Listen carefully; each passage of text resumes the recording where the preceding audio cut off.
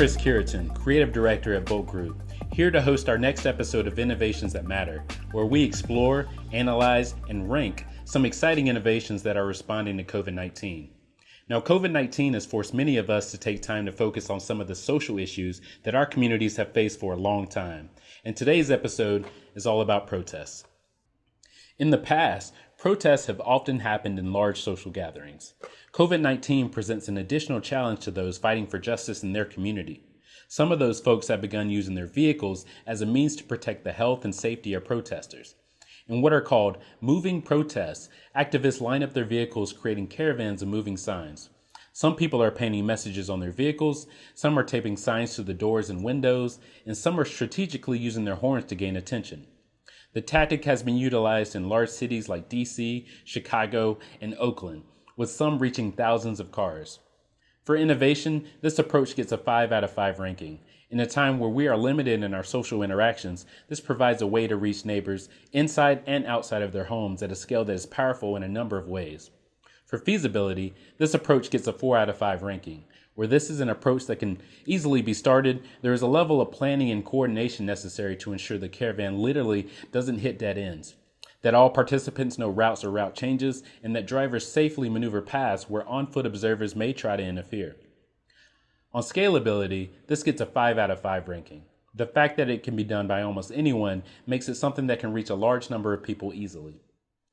While many are quarantining themselves as much as possible, much of the conversation around social issues is happening on social media platforms like Facebook, LinkedIn, Instagram, and Twitter.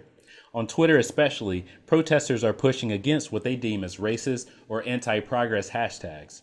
Hashtag White Lives Matter was seen as being used in opposition to a movement of people fighting against police brutality and injustice. As the hashtag was trending, digital protesters and a surprising number of Korean pop music fans began flooding the White Lives Matter hashtag with K-pop music and memes in order to drown out racist messages. For innovation, this approach gets a 5 out of 5 ranking.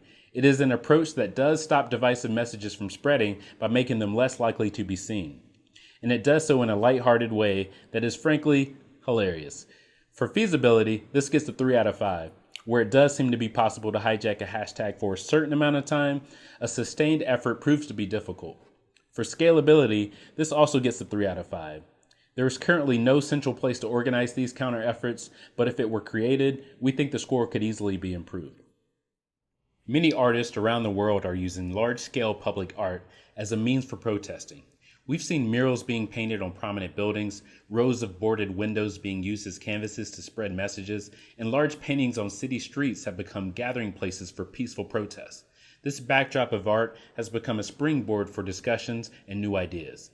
And because of its public nature, those discussions are happening among people that otherwise would not have them at all. For innovation, we give this approach a 5 out of 5.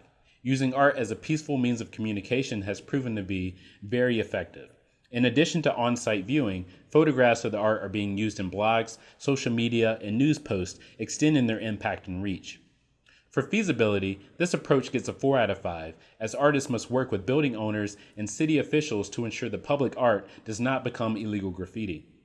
For scalability, this gets a 5 out of 5, because we're already seeing the approach quickly being taken by many people all over the world.